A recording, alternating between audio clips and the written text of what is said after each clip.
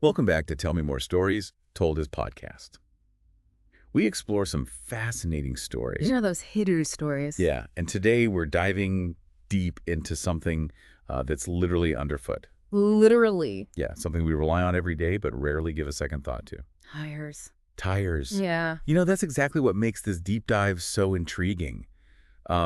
It's amazing how much history and engineering Mm. and even human drama is wrapped up in those rubber rings that carry us down the road. It's easy to forget that tires haven't always been these high-tech marvels of rubber and steel. Hmm. We're so used to seeing them on cars and bikes, even airplanes. But imagine a world where the only tires, and I'm doing air quotes here, were bands of leather or iron strapped around wooden wheels. Oh, yeah. It's hard to fathom, isn't it? Right. Those early tires, if you can even call them that, must have made for a bone-jarring ride. Hmm. And can you imagine the skill it took to fit those iron tires? They had to heat them up in a forge to expand the metal, and then quickly get them onto the wheel and cool them down rapidly, just for like a tight fit. Wow. It's incredible to think about those early wheelwrights, essentially wrestling with hot metal, just to get a wheel rolling. But eventually, someone had a brilliant and much more comfortable idea. What if we use air to cushion the ride? That's where the story takes a fascinating turn. With a veterinarian named John Boyd Dunlop, who just wanted to make life a little easier for his son. Okay, I'm sensing a good story here.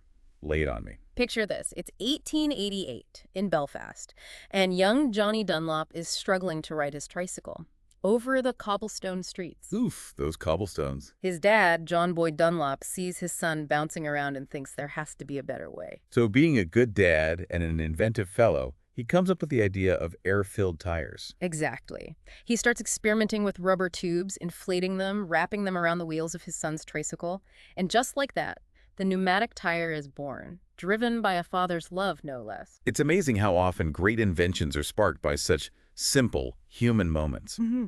But hold on, didn't someone else already invent the pneumatic tire before Dunlop?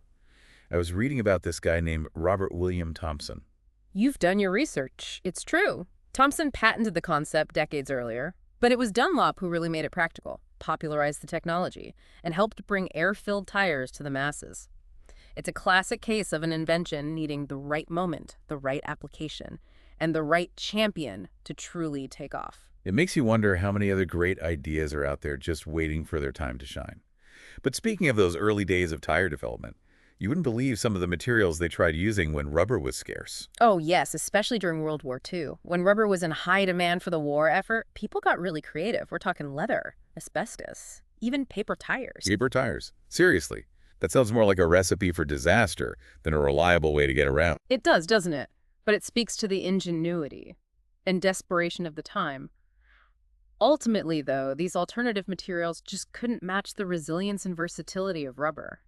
It really highlighted how crucial rubber is to a tire's performance and durability. Which brings us to a real turning point in the story of tires. Huh. The radial revolution. Now, before we get into the technical nitty-gritty, why were radial tires such a game changer? Well, before radials took over, most tires were built with layers of fabric cords running diagonally across the tire. We call that bias-ply construction. And while they worked, they had their limitations. Okay, so what's so special about radial tires? What makes them different?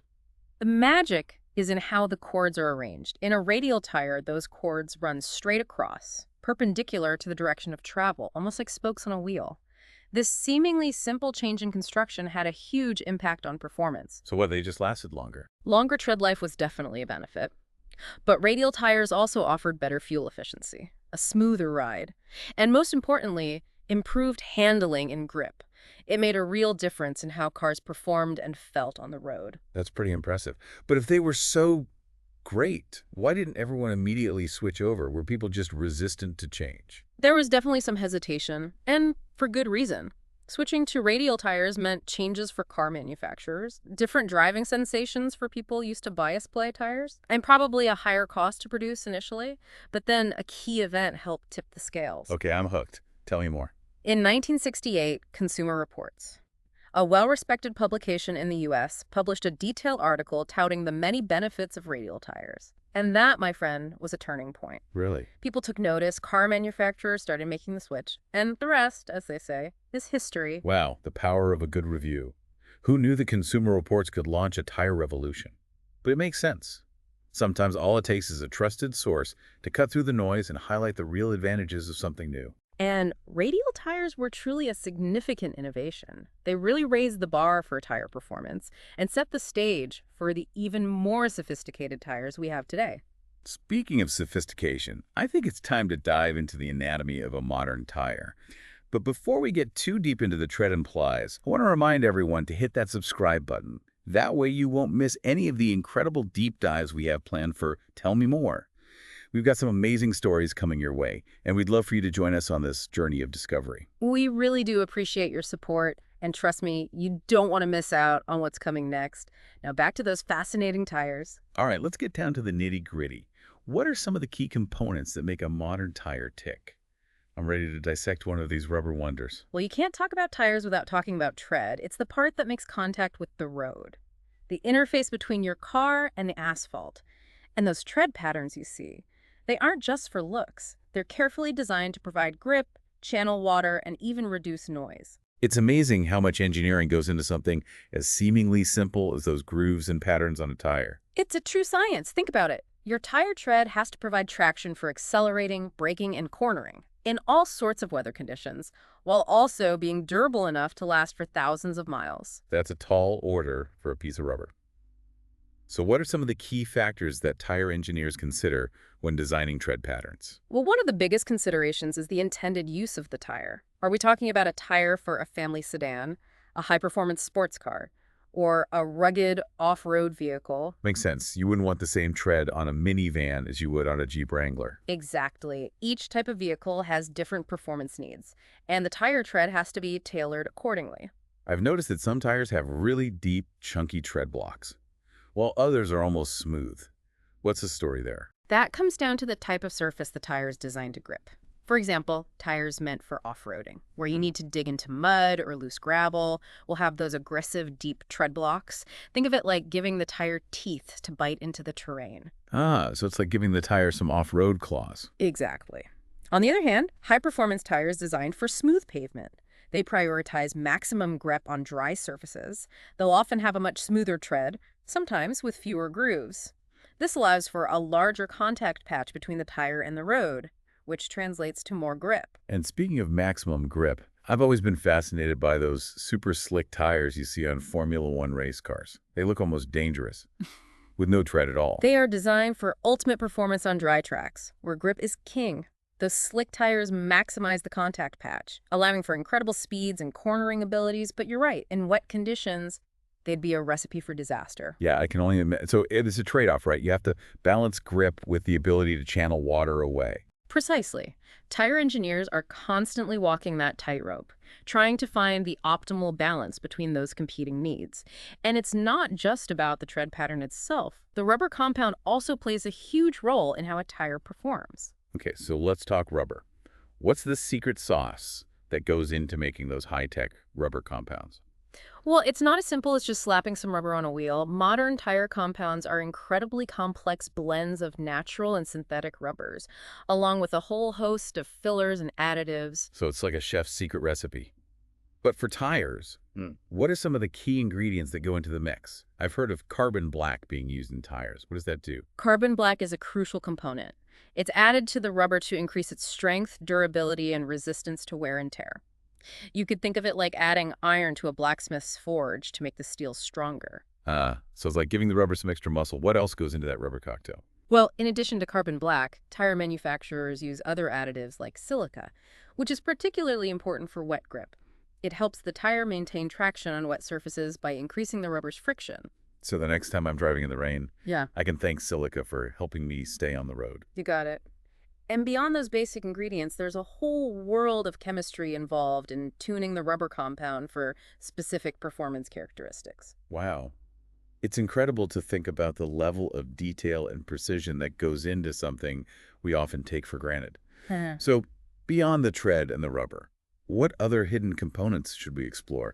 I'm ready to get even deeper into the anatomy of a tire. All right, let's peel back another layer of this tire anatomy onion. You know how we've been talking about the tire staying securely on the wheel? Yeah, I'm picturing all that air pressure pushing outward. It seems like it would be easy for the tire to pop off if it wasn't attached really well. You're right to be concerned about that. And while air pressure is essential, there's a critical component called the bead that really does the heavy lifting when it comes to keeping that tire firmly seated on the wheel. The bead. I'm not sure I've ever heard of that part before. It's easy to overlook, but it's absolutely essential. The bead is essentially a strong loop of steel wires encased in rubber that's molded right into the tire. You can't see it from the outside, but it's working hard every time you drive. So is that what actually clamps onto the rim of the wheel? Exactly. When you inflate the tire, the bead gets pressed tightly against the rim, creating an airtight seal. Without that secure fit, the tire could come loose, which, as you can imagine, would lead to some rather unpleasant consequences. Yeah, a tire flying off at speed is definitely not on my bucket list. Okay, so the bead is like the foundation of the tire, anchoring it to the wheel. What about the sidewall? It seems like more than just a rubber curtain between the tread and the wheel. You're sharper than you look. The sidewall actually plays a vital role in a tire's performance. It's the part of the tire that flexes and absorbs impacts as you drive over bumps and potholes. So it's kind of like the tire's suspension system taking the brunt of the impact to smooth out the ride. That's a great way to think about it, and it also helps to maintain the tire's shape and stability during cornering, but it's important to remember that the sidewall is really only designed to flex, not to support the weight of the vehicle. That's why a damaged sidewall can be so dangerous, it compromises the structural integrity of the whole tire. That makes sense. I can see how a blowout due to sidewall damage would be a recipe for disaster. It can be incredibly dangerous, and that brings us to another often overlooked component of the tire, those layers of fabric or steel cords you see if you ever look at a tire's cross-section. Now that you mention it, I've always wondered what those are for. They look kind of like a woven fabric inside the tire. Those are called plies, and they're basically the skeleton of the tire, providing the structural strength to contain all that air pressure and maintain the tire's shape. So they're like the rebar in concrete, giving it extra strength and preventing it from cracking under pressure. You're really getting the hang of this, and the way those plies are arranged is what determines the type of tire construction, radial versus bias-ply, which we talked about earlier. Right, the radial revolution. I remember you mentioned that the cores run perpendicular to the direction of travel in a radial tire, but how does that actually change things? It's all about the direction of the cords and how that affects the sidewall's flexibility in a radial tire. Those perpendicular cords allow the sidewall to flex more easily, which improves ride comfort and handling. And what about bias-ply tires? How are those cords arranged? In a bias-ply tire, the cords are crisscrossed, which makes the sidewall stiffer. That can be good for durability in certain applications like off-roading, but it also makes for a harsher ride. Interesting. So even though it seems like a small difference in how those cords are arranged, it has a big impact on how the tire performs. It's a great example of how subtle engineering choices can lead to significant differences in a product's behavior. Okay, so we've covered the bead, the sidewall, and the plies. What else is hiding inside these rubber marvels? Well, there's a lot more to explore, but I think it's time we shifted gears a bit and talked about tire care after all. Knowing how to take care of your tires can make a big difference in terms of safety, performance, and even your wallet. That makes sense. Yeah. Tires aren't exactly cheap to replace. What are some basic things we should all be doing to keep our tires in tip-top shape? One of the most important things is checking your tire pressure regularly. It's easy to overlook, but underinflated tires can lead to a host of problems, from increased wear and tear and reduced fuel efficiency to dangerous blowouts. I have to admit, I'm guilty of not checking my tire pressure as often as I should. Out of sight, out of mind, right? I understand, but it's honestly worth the effort. Most gas stations have air pumps, and you can usually find the recommended tire pressure for your vehicle printed on a sticker inside the driver's side door jamb. Duly noted, check tire pressure regularly. Anything else I should be doing? Absolutely. Another thing to keep in mind is wheel alignment. If your wheels are out of alignment, it can cause uneven tire wear, which not only shortens the life of your tires, but can also affect your vehicle's handling. I've heard it's a good idea to get your alignment checked after hitting a pothole or curb. Is that true? It's definitely a good idea to get it checked out in those situations. Better safe than sorry. And while we're on the topic of uneven wear, you should also pay attention to the tread depth on your tires. How can you tell if the tread is too worn down? Is there a rule of thumb? Luckily, most tires have built-in wear bars. They look like little raised strips across the tread. When the tread wears down to the level of those bars, it's a clear sign that it's time for new tires. So it's like a built-in warning system telling you, hey, it's time for a tire change. Exactly. They're there to help you stay safe and avoid driving on tires that are no longer providing adequate grip. You know, I never really appreciated how much Science and engineering goes into tire design and maintenance. It's amazing to think about all the factors that have to be considered just to keep us rolling safely down the road. It really is a testament to human ingenuity. But there's another aspect of tires we haven't touched on yet, and that's their environmental impact. That's a good point. What happens to all those old tires? I know they take up a lot of space in landfills. You're right, tire disposal is a significant environmental challenge, but thankfully there are some innovative solutions being developed, like using recycled tires in construction materials or as fuel for power plants. That's great to hear. It's good to know that people are working on ways to reduce the environmental footprint of tires. Absolutely, and some tires can even be retreaded, which is a great way to extend their life and reduce waste. It basically involves giving a tire a brand new tread. So retreading is like giving an old shoe a new sole, extending its life and keeping it out of the landfill. Exactly. It's a great way to give those tires a second life. I'm learning so much today. I'll never look at a tire the same way again. That's what we love to hear. It's all about discovering the hidden depths of these everyday objects and appreciating the stories they have to tell. Speaking of stories, you mentioned something earlier about racing bicycles in wet conditions. It sounded a bit counterintuitive, so I'm curious to hear more about that. Yes. This is a fascinating example of how sometimes less is more when it comes to tire performance, especially in the rain. Okay, you've definitely piqued my curiosity. Tell me more. So you're telling me that racing bikes with those super thin, smooth tires can actually handle wet conditions better than a car with wide tires and deep tread. That seems a bit hard to believe. I know it seems counterintuitive, right? We're used to thinking that more tread equals more grip in the rain. But with racing bikes, it's all about the contact patch, that small area where the tire meets the road. Okay, so how does a smaller contact patch actually help in wet conditions? Wouldn't that make the bike more likely to slip and slide? It's all about physics. Because of their narrow width and high tire pressure, racing bike tires create a very concentrated point of contact. Think of it like a sharp knife cutting through a thin layer of water. That concentrated pressure allows the tire to slice through the water and maintain grip on the pavement. Wow, that's a great analogy. So it's almost like the bike tire is hydroplaning on purpose, but in a controlled way that actually helps it maintain traction. Exactly. It's a great example of how sometimes seemingly counterintuitive design choices can lead to some pretty impressive results. And speaking of hydroplaning, that's something all drivers have to be aware of, especially in wet conditions. What exactly is happening when a car hydroplanes?